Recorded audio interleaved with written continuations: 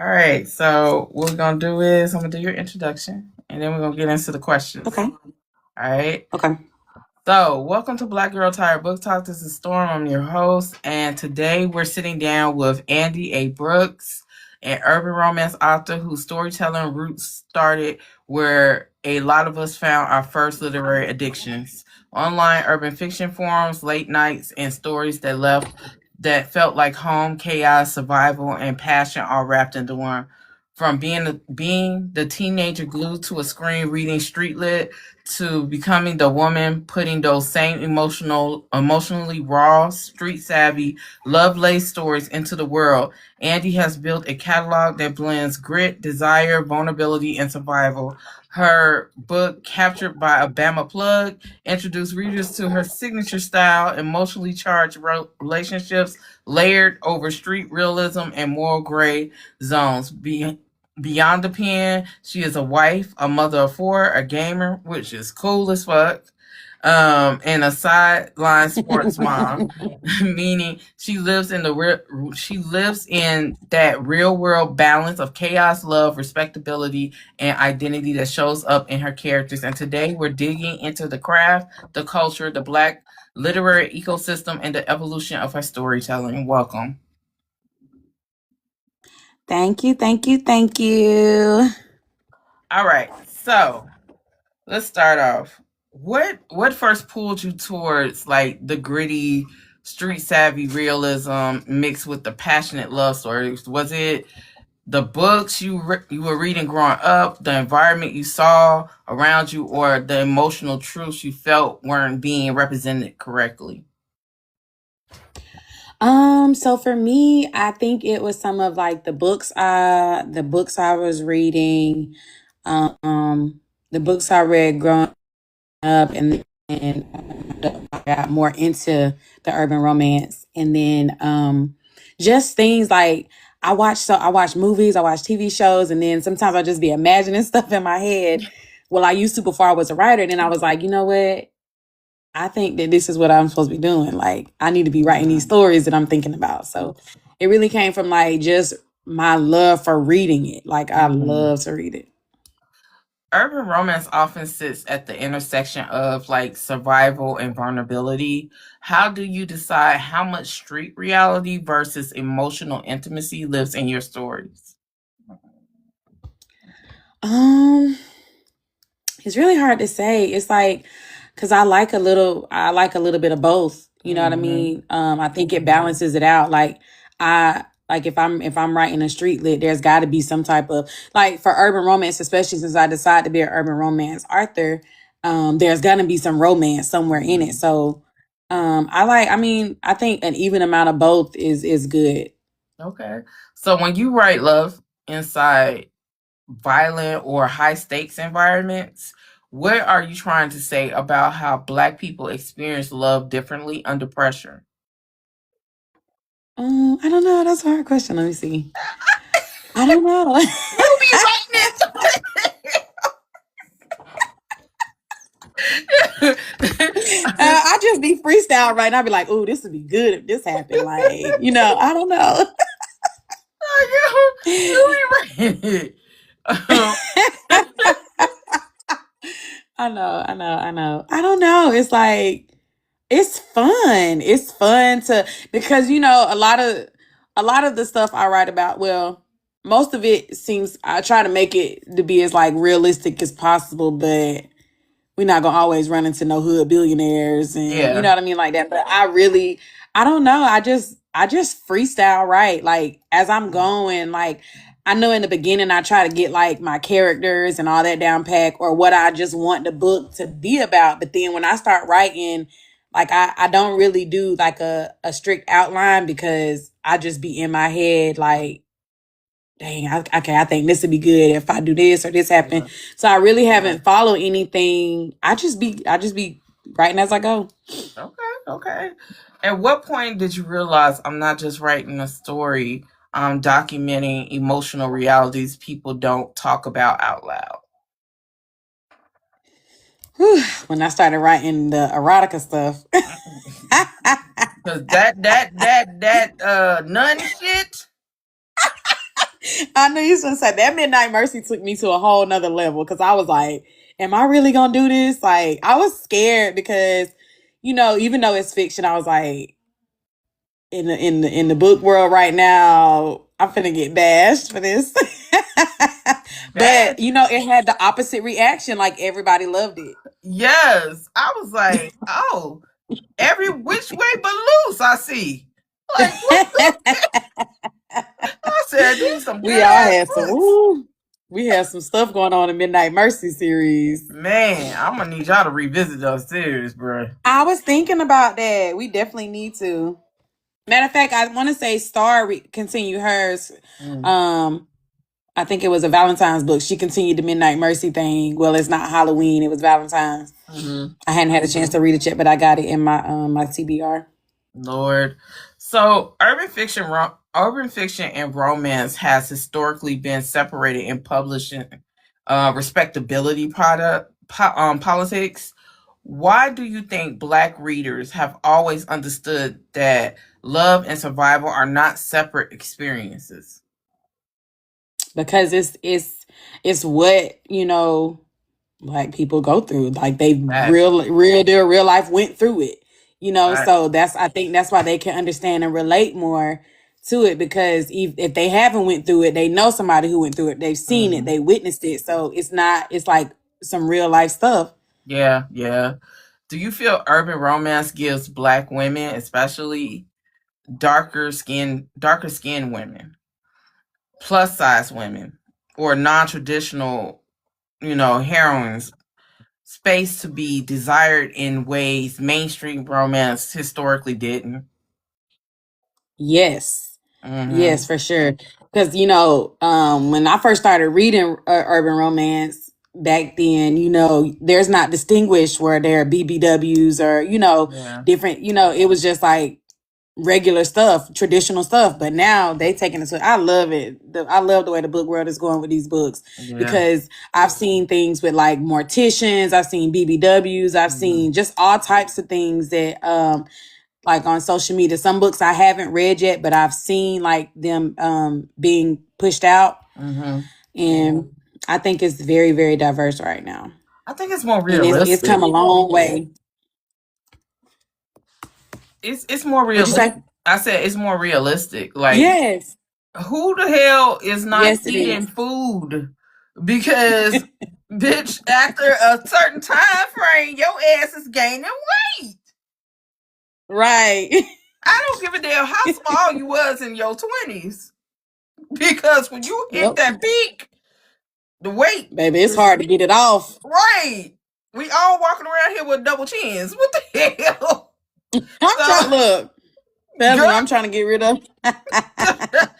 so how does Black culture context change the way power and protection and loyalty and vulnerability show up in romance narratives written by Black authors compared to written by white authors? It's more relatable coming from Black authors. Like I hate to say it like that, but you don't really see. I really haven't seen a lot of white authors that even talk about. Well, they do. There is some, of course, but it seems more realistic coming from a Black author who's seen it or experienced it or know no knows. I don't know. Yeah, I I mean, feel I have like nothing against white authors though, because I have books. I think I think I think white authors live in the world of fiction, like wholeheartedly. It's really Yeah, just fiction yeah, compared to Black authors. We live in our lived experience, or we know yeah, somebody who knows somebody who knows somebody. You know what I'm saying? So yep, yeah, I, I think that's the difference right there. Like they're really in the world of fiction. Like it's yeah, not yeah, for something they sure. are relating to. It's just fiction. Yeah, So, so what that's responsibility? definitely true. So what responsibility, if any, do urban romance writers have to reflect community truths versus provide fantasy escape? Because you hear that escapism all the time. I don't know, like, that's hard for me to describe. It's hard for me to describe this. Um, I think that for urban romance authors, it's good to have, like, books and stories that are an escape. But for me, a lot of it, almost everything that's in my book is like, besides the nun stuff, Yeah, yeah. is very, very realistic. It's very, very realistic. Yeah. Um, I don't know. I Okay. mean, I read a lot of urban romance. I read some. I haven't read fantasy before. I don't know. It's hard for me to describe it. Okay.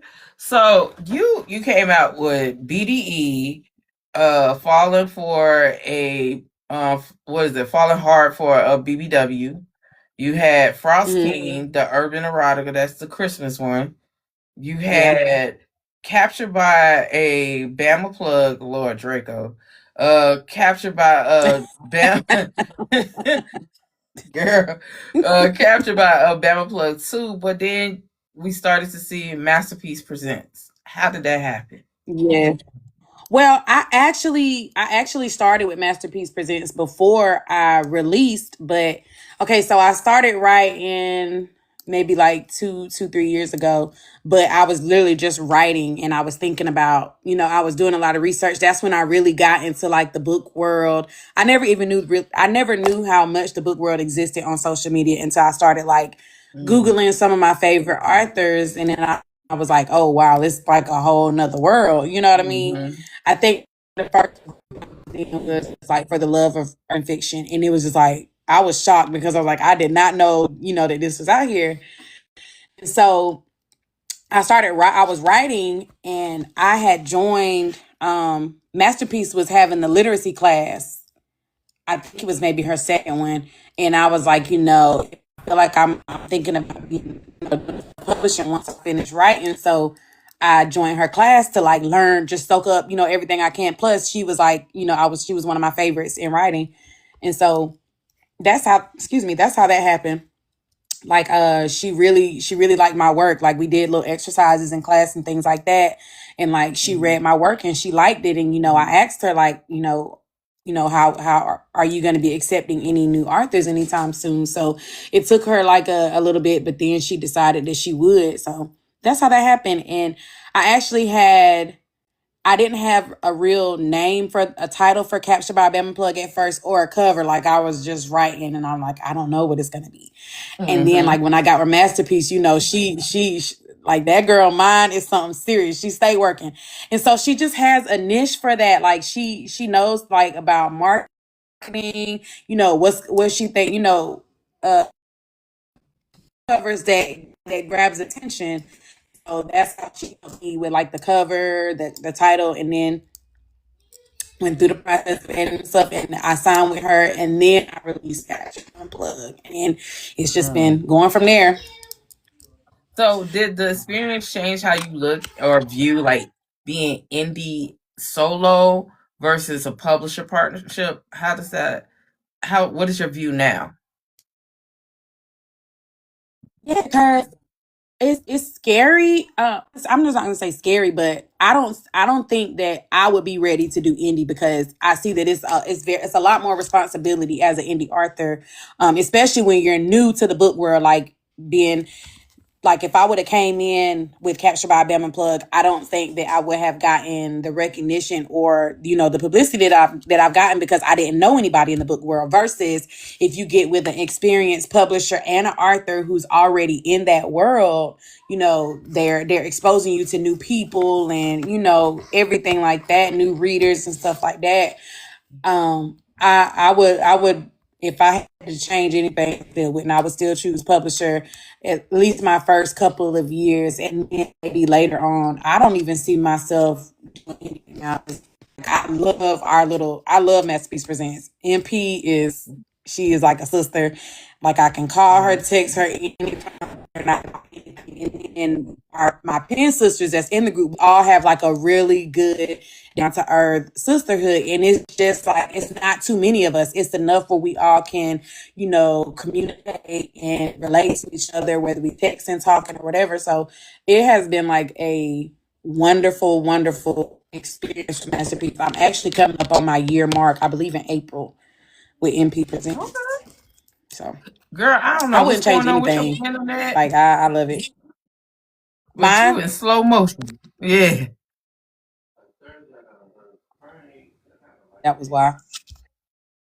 Oh. Am I back now? Yeah, I because you had was it going turned in off. slow motion.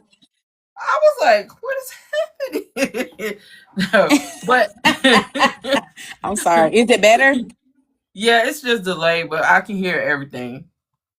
All right. Oh, So, okay. do you feel Black authors writing erotica face more scrutiny from readers, platforms, or publishers than white authors writing similar context? That's totally worse. I do. It's crazy because the stuff that they be writing. Oh my goodness! But it's like you won't know. You wouldn't know. You wouldn't know until you actually open up their book. So it's like they're covering up. You're not just gonna see those authors with like it publicized on their their cover. Versus we gonna let you know what it's about up front. We ain't finna, you know what I'm saying? Like I know in Midnight Mercy, I got 3 pages with 3 trigger warnings. I'm letting you know up front, like, all right, this is your chance. If you ain't into this, it's your chance to stop now. Like Masterpiece always told us that trigger warnings are really, really, really, really important because if you don't have them, like they gonna tear you up, especially if it's some stuff they not expecting and like so. Yeah, I think it's a very, very big difference. I think because people's I know I'm getting trouble, but I think people are sensitive, more sensitive than they have been back in like the 80s, 90s, and the early 2000s. Yeah.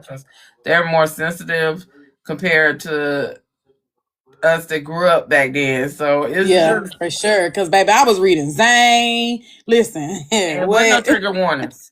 Where no trigger warnings. There was no trigger warnings on no street lit, no erotica, no nothing. None of that. But now it's like you have to let readers know, Mm-hmm. They're sensitive little souls. That they're just yes. They are. So how does like race and respectability politics show up in conversations about who is allowed to write explicit or sexual, very open stories? I don't know. I've never. I can't really say because since I've been an author, I haven't actually seen or experienced, any type of conflict dealing with like a white author, Yeah. stuff we write. Well, I just think the mainstream kind of judges Black authors erotica harshly. Like that's true. That's definitely true. I remember, and this was just my personal opinion. I mean, everybody have their own opinion. Some people, we all like what we like, but I can't remember her name. Maybe it was Mary. She had wrote that story, and it was like on Mary the C. Kim. Yes. I couldn't think of her last name. I liked it. Me too. I liked it. It's fiction. Like it is fiction, and it's stuff worse than that in their books. I have read some very taboo shit from white authors that if we wrote that shit over here, boy, they'd be like tar and feathered our ass. Yeah. Oh, for sure. I just don't understand the double standard when it comes to I was just gonna say it's definitely a double standard. And it's harder for us out here. I don't know why, but it's hard for Black authors. And I've been seeing that lately a lot with Amazon and stuff like that. I was just like, it's hard. It's been a lot of issues, and I'm like, I'm pretty sure they ain't having them same issues like us. Hell no. And if they are having these issues, it's so quickly rectified. You know, it's like I said, it's just this trying to navigate writing sexually open characters while also protecting your brand, Mm-hmm. the audience, and your mental space and their mental space is a lot. Yeah. It's It's a like lot. you have to place limits on yourself. Like, even though you want to do it, you have to be like, okay, I can't do this. Like you can't really just now some writers just don't care. They gonna write what they want to write. But a lot of us, especially me being a new author, like I'm not fully out there yet. So I really have to limit, like I really have to put restrictions on what I decide to write because I'd be scared. I'm like, it can go this way or this way. And I haven't gotten as confident as a seasoned author that's, they got that fan base and stuff like that. So it's kind of rough because I got so many drafts and I'm like, I don't know if this is going to, do good. I don't know if this is going to catch attention. I don't know if I'm going to get canceled for it or something. Like, And I just think in the book world, unfortunately, there's this cancel culture for Black authors that step outside of the norms. And once again, I go back to the Triple Crown days. Those days were rough. They were rough. There was no happily ever afters. Mm-mm. There was the main character getting off. Yep. Everything you could think of was in them books. But now we are policed so fucking much. You mess around and kill a main character off if you want to. Oh, baby. Oh my God. Oh my God. Yo. They definitely on you. Yo. Because what's crazy is my next book, well, not the one that's coming out in March, but my next book coming out in April is Pitch Black. Oh. And when I announced it, do you know I had so many influx on my author page of white readers? Wow. Because I said the book was going to be pitch black. Oh, wow. Compared to Black readers. And that's some crazy shit. Yes, it is. It is. This is the shit we go through, y'all. Yep. So, it's rough out here. It's rough out here. So, let's get into your books. Let's start with BDE. Ghost Ass. So, Ghost is emotionally closed off. Yes. Violent. Yeah. AF. he's built on that survival, y'all. Yeah. Not love, but survival, y'all. What interested you most about pairing that kind of man with a heroine like Ivy, who survives emotionally instead of like physically? Because people don't realize that opposites attract. And so I'm like, my character's got to be completely different. Like where he's closed off, he's, even their upbringing, everything about them is different. But opposites attract. That's why I was like, I gotta make him, because we all like our toxic, unhinged men. I love me an unhinged book bae. Okay. So I was like, you know what? Ivy got to be completely opposite. And then I don't know. I just started thinking of the complete opposite, and so, I just went with it. Ivy is a BBW, which I love. Yes. Who is soft, but she's not a pushover. She's not weak either. Right. So how important was it for you to show plus size Black women as desired, chosen, and emotionally powerful? It was very important for me because for a while, until these past couple of years, you really didn't see that. And there are, everybody wants to read about somebody that's relatable to them. You know what I'm saying? With their size, their color, they're darker, somebody might be real dark skin or real, everybody wants to at some point read about something relatable to them. And so I was just like, yeah, this is it's definitely got to be that. The story balances like violence, betrayal, emphasis on that betrayal, and intimacy, emphasis on the emphasis. So, what did you want readers to like feel about the idea that even people built to be monsters still crave safety, a safe space, and connection.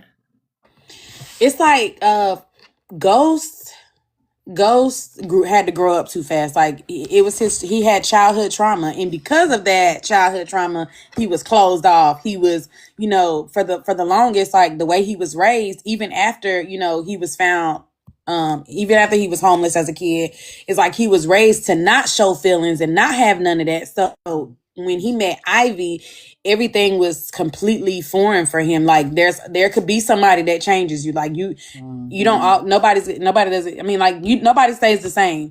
And it was like it just took the right person, because he's had different women that he just chose just for sexual reasons only. He didn't want no emotions, no none of that. He didn't even want them to touch him. He didn't want nobody to touch him. You couldn't even touch him. He went from that to like, dang, it was kind of like an insta thing, because everything that he knew or thought, or how he grew up, all of that changed like as soon as he met her. Like it was like that was just the person that's finna, unpack all of this, like break down those walls and stuff. And I really think it's important for people to see growth, like character growth in the books, instead of him just staying that same mean, hateful. He started changing into somebody that he never even knew, never even expected. He was never expecting to find Ivy. I could see that, but at the same time, Ghost is fucking nuts. Yeah. Like, that nigga. I He's was like, definitely damn. creepy. I was like, damn, she wrote the hell out of this crazy motherfucker. So let's go to Captured by a Bama Plug, the book one. Where do I even start? So Summer is coming out of long-term betrayal and trauma. Cause that fuck ass nigga. Hawk, yes. So how did you approach writing a woman who wants independence but still desires love? Because it's so common. Like it's every woman wants to feel love, wants to experience love, but still hold, there is some women who want to be kept, and it's okay, because I've done both. But there is women, and now especially more in these days, that crave that independency. And so I was just like, and honestly it's crazy, because how I even started writing Captured by a Bama Plug is me and my husband was on our way from, I think, Tallahassee. And like, we was riding, and I seen this woman on the side of the highway, like with her bags and stuff, like she was walking and she was mad, like she was crying or whatever. And I was like, it's like, it just dawned on me. It was like, dang, I'm finna bounce off of this. I'm seeing this right here. I'm finna try to create something just off of that. And then that's how I started. And then I just created Hawk for all the deadbeats, the no good men that's in everybody, because there's a lot of people that got one of them, okay, or done seen one or no one. So I knew that Hawk was going to be it was really going to be relatable to read for a lot of us, because it's always somebody, whether it's somebody that we was with, our family member, our friend, somebody. There's going to be a Hawk somewhere in the mix. So, and Hawk is the epitome of a fuck boy. Yeah. he was the epitome of a fuck. Everything he did was fuck boy tendencies. Yes. And he didn't. It's like he knew it was wrong. He just didn't give a damn. And I can't see. I cannot say that he loved that girl. I don't see it either. He did, but it's like he loved the thought of having her. Like he always knew that she was gonna stay, because he had done it so much. He had been having his way for so long, and she just stayed. So it's like he loved the thought of having her. But like they say, when a woman is ready to leave, she still be there physically, but mentally she's gone. Yep. She gone. So Draco. I love me some Draco. Draco, Mr. Draco. He has a dual life, like the public normalcy and then that underground shit. You know what I'm saying? What does that duality represent in terms of masculinity, control, and vulnerability? He got some power. He got some control. Like, and it's crazy because the only people who know who he really is the people in his inner circle. Mm-hmm. He looked like a normal black man, fine young black man trying to make a living. Because he dresses like he's not flashy or none of that. So to the naked eye, he is a normal person. Like, you would not know that he is the king of the city. Bad. I don't know. I really had fun with Captured by Unplugged. That was my first debut, and like, I just really just, Man, you did good. You did good. thank you. Do you see this story as more about romantic destiny or about a woman reclaiming her agency after emotional damage from another man? I feel like it's a little bit of both, and it's actually what else pushed me was the, gosh, let me think. I can't think of it. I don't know. I can't think of my character name right now. I got so many. Oh, okay. Let me think. What's this girl name? My Lord. What, you talking about the main character? No, not Summer. Her sister. Oh. Don't let me Anyways, lie. I can't think of her name right now. Give me a sec. Anyways, I actually, when I did BDE, I mean not BDE, when I did Catch by Bam Plug, I can't say parts of Summer was relatable to me, and parts of her sister was relatable to my sister. Like her trauma, things like that. I built, like, I found different, like, it was really important for me to get that out. And so I had, Summer reclaiming her independency, finding the right person. But then I also had her sister, going through childhood trauma, never thinking that she's enough for anybody, because of things that she went through. And then actually finding somebody that's just as batshit crazy as her. And so it balanced it out. But I like BDE because I had multiple POVs, so it was like more. It was more than just. I was able to, like, take my mind off of Summer and Draco, and then focus.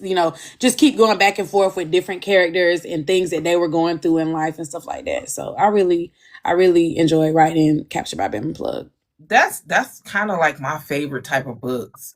When I know a lot of people be like, "Oh, I can't keep up with so many different POVs." I love it. Multiple POVs. Yes. A person who does it motherfucking outstanding is fucking E. Bowser.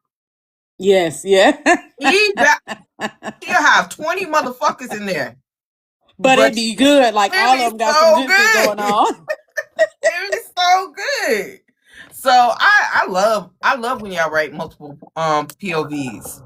Okay. I do too. I had seen somebody said that they didn't like it, couldn't keep up. Not with mine, just they didn't in general didn't like it. But I don't know. I really like it.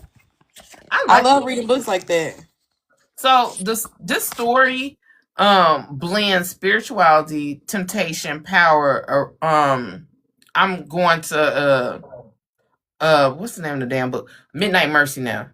Ooh. So, because I'm trying to hurry up, get on that goddamn book. So the story blends the spirituality, the temptation, power, and erotic psychological tension. What drew your ass to mixing the religious imagery with desire and supernatural influences? Because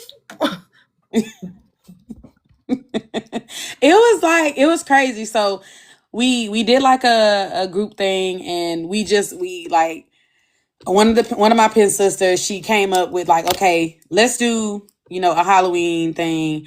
we did the basics like at the same hospital, with nuns. It didn't have to be nuns erotica, but it could be nuns involved. Halloween night, full moon. So I was just like, I thought for a minute, I was like, I want to do something that's completely off the wall. So I thought about, adding the nuns. Like everybody has their deepest, darkest desires that just never never come out. And so that's why I thought about, okay, what can happen to make this come out? It had to be more than just a full moon. So that's when I thought of like the mysterious drink that showed up, and it was normal for them because them being a hospital ran by nuns, they get donated, food and drinks and stuff like that all the time. So it wasn't out of the ordinary. So it was just like it came with that secret note and it was good. Everybody thought everything was normal until the full moon. And that's when everybody was able to act on all of their. You mean the big ass orgy? What you mean orgy?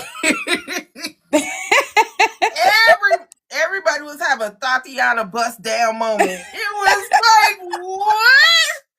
You couldn't turn the corner without somebody beating brakes and eating munching. Yeah.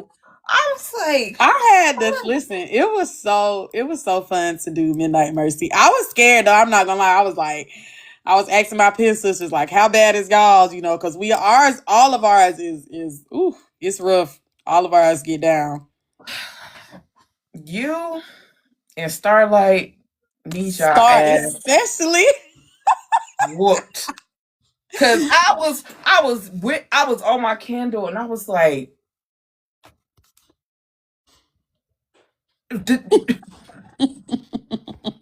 oh, y'all nasty.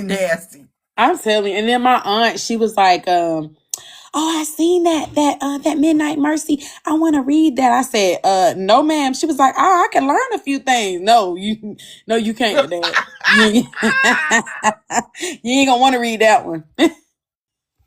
all of y'all books was nasty. Yeah, that was yours and Starlight. I was like, oh, they made these nuns freaks of the week. Like, yeah. So I was so scared. I was like, oh, they finna tear me up by these nuns. But it was the opposite. I guess I gotta let go of those fears because I had nothing but good things to say about it. It was good, you know what I'm saying? Because you gave bodily autonomy to a woman to explore her body when society always telling us, be demure and don't be a freak outside, don't be a freak inside, just lay your back and let it happen. You gave us bodily autonomy. So what conversations were you hoping we were going to have after finishing your book? Oh, I had people in my inbox, okay? Like, what the hell did I just read? Girl, because when I say, that's why I was like, if y'all don't continue this motherfucking series, the way I was wrapped up in every book as they drop, I was like, look, I'm like, the way my nun showed out, I don't know if I bring her back, she might not even be a nun no more after that. She might have to leave the coven after that. Yo, I'm sorry. I'm gonna need some erotica based off of that damn that hospital because hey, yeah, everybody was getting in. Hell, do a priest next. I don't. Yeah, that's a good idea.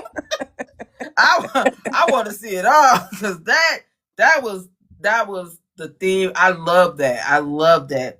Now we can keep Mercy Grace Hospital. I want every last one of y'all that wrote a book to continue that whole series on fuck holidays. Masterpiece, I see you saying Valentine's Day, but sis, can we? Yeah, SARS Valentine's book came out, Midnight Mercy. I'm saying just regular degular. Just keep it moving. That's a good concept. That shit was nasty. That's the erotica I be talking about. That because Lord, getting it up the Duke shoot and everything else was. I'm just saying. So, what's next for you, like creatively? Like, are there genres? Because you stepped into supernatural a little bit. So I did. I don't know. Like I'm testing myself right now. That's why I said I have a couple of drafts that I'm going back and forth with to figure out like what would I think about stepping into a different genre. I definitely would like to um look into some dark romance. Masterpiece got me hooked. That was my first dark romance, and like she just got me hooked from there. And so I was like, I think I'm liking dark romance a little bit. So Masterpiece is the queen of I'm that telling dark you, like romance. she put it out there, okay. She made my But there, baby. I feel like I might just be biased, but I feel like there is not nothing that she can't write and Hell literally no, she ace it. done Like wrote Masterpiece done wrote science fiction, dark romance, urban fiction, street lit. She done she wrote got it. $1 million mind. Right. You know what I'm saying? So I mean, y'all better give these authors their flowers while they're here. Don't wait I'm until they telling go. you. I am telling you. So what role do you hope Black literary culture plays in shaping future generations? I really hope it becomes more more visible, because I mean we see us, but it's like there's so much more that could come out of it, like so much more, and we just Black authors don't get the credit that they deserve. I've read some amazing books from authors, Masterpiece, S.Y. Vaughn. My favorite one when I first started reading was Siobhan Latrice, Diamond D. Johnson. Just so many. I can't even name them all. I like the Jaquel stuff too. Now listen. I was like, ooh, Jaquel had me in the chokehold for a good little minute. You But know, it was a time when I was in class, when I was in college, and I was literally on live, sitting on the floor, reading Capone. And it took me a whole week to go through all those books. But in class, out of class, on live, just reading. really? Yes, because I was determined. But that's how it be when you get you a good book. Like you can't stop. Like I be like that. Sometimes my husband had to be like, you know what, you got to go to sleep. Okay, we got to get up at 6 o'clock. But it's like that's how I want my readers to be. Like my book is so good, it's hard to put down. Because that's how I am when I read books. Like I just want us as authors and readers to get into the mind frame of, and I always bring her up. Can you write? She don't be giving a fuck about what nobody's saying. She be fucking nasty. She be dark as she wanna be. She just do what the fuck she wanna do. And she gives no fucks with nobody thinking, and she's still a 6-figure author, and she's indie, and she ain't even signed to nobody. You know what I'm saying? I just want us to have that mentality. Like they either gonna like us or they're gonna hate us. But at the end of the day, I'm still write my motherfucking story. Yes, you're right. You're definitely right.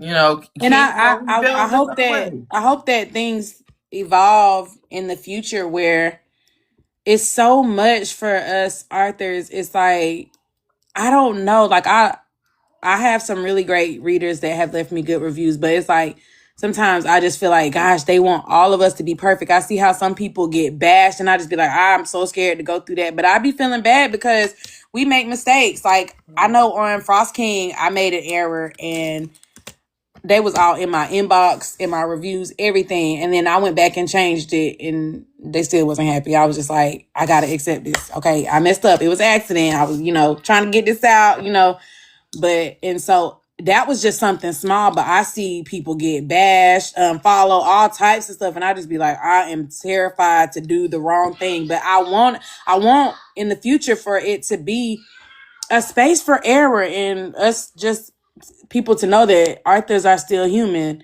and they make mistakes. Sometimes something might not add up. It might be an error or two. You know what I'm saying? Like I don't know, but I just want to say that Oh my God, I know I'm finna put my foot in my mouth. I See, right now, look how we is now. We trying to, teeter totter and be oh careful no, what no, we say no. because we got to. Oh, don't worry about it because if you don't know nothing about me, I don't give a fuck about what no bitch think about me. And they can suck my dick, kiss my ass, and move around. I don't give a fuck about none of that shit. But I'm trying to be politically correct because, like I said, it's a lot of sensitive ass thugs around this bitch. So I don't storm me. What I was about to That's right, say, MP. suck it the long way.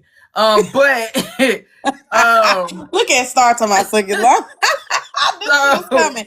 I what knew I she was coming somewhere. I was what I'm saying is I just feel like we cannot be on this high horse and pick and choose a book to bash once a week or every 3 days because that's what it seemed like. And when I say this, and I mean this, I think we need to get back to the root of it, the books, helping the Black authors, helping the indie authors. I think we need to get back to that because, yes, we have our opinions, we have our reviews. That is for us to do, that is our right. Right. But when you make it into a toxic space and then you hide your hand and play victim or whatever the case may be, your ass is going to get attacked. And one thing about this internet, even though I believe it ain't real, because ain't nobody squaring up. So, but That's right. they will jump down your throat, and a lot of people mentally can't handle that. Mm-hmm. Authors, they put their work out for the masses. You deserve constructive criticism. You deserve not to be tagged in anything that is negative because that plays a part in your development as an author. Right. You deserve to have people like your book. You deserve to find the people that want to read your book. But in the same token, you also deserve to put boundaries on people. And I think in this community there's a lack of boundaries. Mm-hmm. And that goes for readers and authors. I know it's been a lot of things saying authors shouldn't be in reader spaces and readers shouldn't be in author spaces, but authors are also readers as well. So, but I do think there should be a boundary. If you see something about anything, you got to take it at the chin and move around. Mm-hmm. Because the minute you say something, all hell breaks loose. Yep. You know what I'm saying? So same with readers. If a author say something to you, just move around. Keep it moving. Keep it moving. And if it disrespects you, don't read the book no more. Don't even talk to them. You know what I'm saying? But I feel like we are in this childish as high school of the book Error. That's the community error right now. Yeah. So I just need us to go ahead and graduate and become adults again. Right. Right now we are floating on high schoolness. But and just as much as it's bad in the community, there is good in the community. Yeah. So there is good. It's just the small little things get dragged into big things because people don't know how to respond and people don't even know how to listen. And people don't know how to disagree to agree or agree to disagree. Right. So for all of y'all authors, just take it on the chin and just move around. Long as they ain't talking about your kids and fucking with your wallet, just let that shit go. Same with readers. Everything doesn't deserve a reaction. It don't. And readers, look, they fictional. Yes, they're not real. They're fictional. I know we play around, be like my man, but yo, they're fictional. Are y'all okay? Are y'all cool? So I said water off a duck's back for me. So how do you see yourself contributing to this ecosystem of Black literature long term? I'm trying to be all the way in there, okay? Like my books have hit good, but I want like I want to be well known in the Black book community.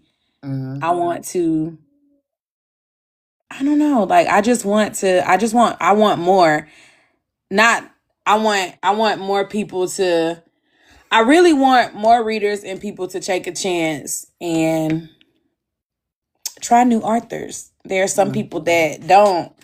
And I mean, it's fine if they don't, but I'm just saying, like, the world is evolving. There are so many of us new authors that are writing really good stuff, but we don't get that chance because a lot of readers are stuck in their ways and they choose to just read the authors that they know. Yeah. And I hope somewhere down the line that changes because, it's people are missing out on some good new authors, okay? I'm just Yeah. gonna say that. And I'm not just talking about myself. All of my pen sisters are dope. Every single one of them. Every single one of them. And I'm not saying that just because they in Masterpiece Presents, but you know that Masterpiece ain't just finna let anything be, Mm-mm. attached to her name. So you got to know that there is a lot of creativity in Masterpiece Presents, and I just feel like I want us to be able to I want the book community to be able to grow and us get the flowers that we deserve and us, become more seasoned authors and be more comfortable in this industry and this platform and be able to do more. I think the more comfortable we get, the more we can put out, like, I would be okay with jumping to another genre. But right now I'm trying to get known first because a lot of people still don't even know who Andi A. Brooks is. So I feel like Mm-hmm. once I get more comfortable and seen and known, then I can ease into another genre and not be judged for it. You know what I mean? Like, that's Mm-hmm. the scary part for me. Yeah. So, what advice would you give newer authors entering urban fiction or urban romance or urban erotica right now? I would just say to just write the book. Like, stop doubting yourself. Don't doubt yourself. It's either gonna go one or two ways, and it's really a learning experience. Mm-hmm. I was. Let me tell you something. I almost threw up when Captured by Bevan Plug went live. I was so scared. I was scared to go on the internet. I was just scared, and that's when like that's a passion for you, something that you really care about. So as long as you're doing what you love, just do it. Not every reader is gonna be for you. Like, you're gonna find your people. Your people are gonna find you. Mm-hmm. And I had to learn that because I haven't had like a lot of bad feedback or anything, but I do notice that, a lot of readers that have, been reading urban fiction or urban romance for a while flock to the readers that they know versus the new ones. So Mm-hmm. it was a little challenging at first for me. I was in my own head about it, but Masterpiece gonna boost your head up, okay? She gonna let you know the real. She ain't gonna sugarcoat nothing, and that's what I love about her. I love that about her Right. because she's not gonna sugarcoat. She's gonna be very Right. transparent in everything that she says. So That is. she prepares us for, she prepares us for this book community, how it's gonna be when we get out there. You know what I'm saying? Mm-hmm. And so Yeah. I would just tell new authors to just write the book, push it out there. The worst Yeah. thing that can happen is that some people don't like it, but guess what? There's gonna be some people who do like it. Yeah. Yeah. The people that's for you will come to you. The only That's problem right. with this community, and I need everybody to understand, people don't like change. Yeah, that's People right. don't like change. Even if you like top selling, you know what I'm saying? People don't like change. But you cannot get discouraged. You just got to put yourself out there because the people who are for you will be for you. Look at that. Look at what's her name? H.M. Wolf. She got a 7-figure fucking deal as a black author. Oh wow. And she was indie. Oh wow. All because some Goals. all because is remember what I was saying about that childish kiddish shit? Mm-hmm. It pivots her into success. Yeah.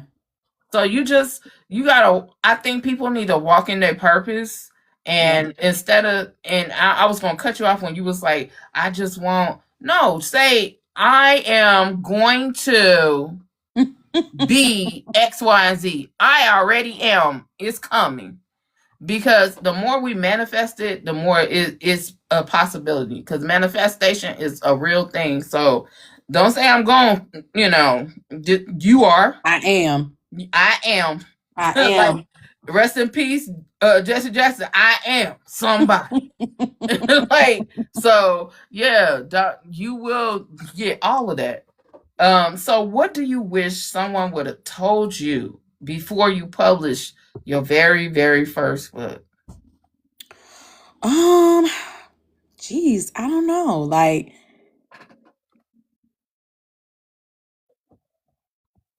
I can't think of anything. To be honest with you, when I say I'm serious about this, Masterpiece is gonna lace you up with everything you need to know in this book industry. Like, she sit back and she observe. You don't see her talking much on social media unless she promoting, but she know a lot, and she sit back and observe. So she hasn't not once led us wrong, especially all of us, because all of us are new authors. And so she really has been very informative about what to expect, what to do, what not to do, things to look for, things that you know what I'm saying? Like, I went in with publishing my first book, and I knew what to expect. Like, there was nothing that I'm questioning about, because she helped me understand everything. And so I don't know, like, it's really good. Indie authors, I would say for indie authors, it's good. It would be good to just do your research and be knowledgeable about everything being an indie author. But being in under a publisher, if you got a damn good publisher that's not finna leave you in the dark, you in good company. And that's what we have from Masterpiece. Like, we haven't been left in the dark about anything. She's really helped us, and she helps us grow, as new authors as well. So, what events are you going to?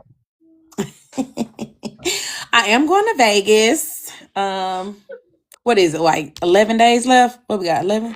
11, I think. Yeah, something like that. Listen, I'm so excited. Okay, this is my first book event. Have fun. Actually, yeah, it's my first book event, so I'm really excited about that. And then I have the book event in LA in April. No, I see you twice. Yeah, Shelly P. Yeah. Yep. And then I have the Chicago, what is it called? The Chicago Urban Book Expo. Yeah, I got that in September. I've been I'm so late. Times. Yeah, I'm so late with the event, so it's a lot more that I wanted to go to, but they were already closed or sold out, and I was like, dang, I guess I got to really be paying attention, because some of them I wasn't following or not seeing on my timeline, so I don't know. And then when I see somebody post, I'm like, let me go see if they got any author slots, but they already closed. So it's like, I gotta be more on it this year, so I can be ready for next year, because I really want to do more book events. Okay. I definitely plan to go to Miami next year. I can't miss that. So, where can readers purchase your books? My books are currently on Amazon. I do have a website, andiabooks.com, but I won't be restocking my website until I come back from Vegas. And I'll do restocks and stuff then. Also, BDE just came out on Audible today. So everybody on this live, if y'all like them audiobooks, go get that. Also, narrators. Who's the narrator? Chance, what is his last name? Chance Moores, and my mind is just playing tricks on me. Hold on. My God. My mind's so bad. Listen, I got 4 kids, and I done had a day. That's enough. That's all I needed to say. I got 4 kids, and I done fought tooth and nails to keep them from out of here. But what is her name? Chance Moores, and let's see.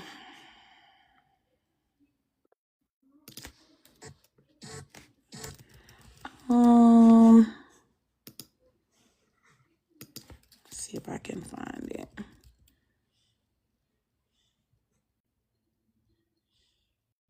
Is it her last name is Wright? Just give me 1 second. 1 second. I'm pulling it back up.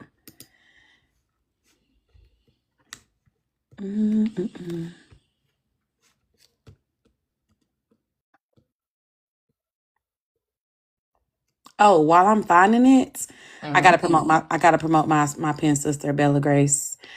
Marked by a Stranger came out today. So y'all also go grab that. Congratulations. Y'all be dropping books so much. Who how do you keep up? Listen. I love the way that we work. I just love it. I love the way that I love everybody's, the push. I can't even think of the word I'm trying to say, but the energy that everybody has, like we boost each other up. Is this it? For some reason my computer's stuck, so I can't. Don't I worry think it's about it. Anna Lynn Wright and Chance Motors. That's what it is. It came to my mind. Okay. So what's your social media handles? Okay, my social media handles is Andi A Brooks all across the board for Facebook, for Instagram, and for TikTok. Mm-hmm. I think for Threads too. Yeah, it's the same for Threads. Okay. So I'm finna do your outro and make 2 announcements, and then we're gonna get out of here. Okay. All right. So, Andi, thank you for sitting with me today and letting us step into the world behind the pages, because urban romance, street lit, and Black erotica are more than genres. They are archives. They are emotional history books. They are survival manuals wrapped in desire, trauma, healing, fantasy, and truth. And I always believe in Black storytelling deserving range, softness, grit, lust, faith, rage, uh, healing, imagination, and authors like you remind readers that Black characters deserve full emotional lives, not just survival narratives. So thank you for writing stories where love is complicated, bodies are desired, trauma is acknowledged, and pleasure isn't treated like something we have to apologize for. And for everybody that's on here, support Black authors, buy the books, leave reviews, because reviews do help and they do count. Yes. Tell a friend and keep these stories alive in our community. Make sure you support her and her pen sisters and masterpiece across the board. So, because stories don't just entertain us, they document us, they free us, they remind us we're always worthy and of being centered. And as I always say, stay loved, stay loud, and stay Black on motherfucking purpose.